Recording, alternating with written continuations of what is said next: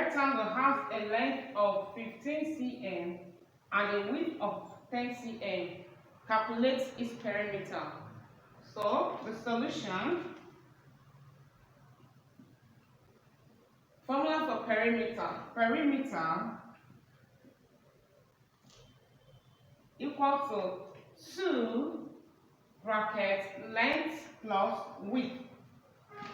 Length plus width equal to 2. Our length is 15 cm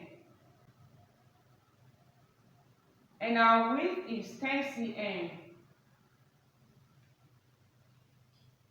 So we have 10 cm plus 15 cm is 25 cm. 2 bracket 25 cm. So to open the bracket, it becomes 2 times 25 cm, which is equal to what? 50 cm. So this is our perimeter.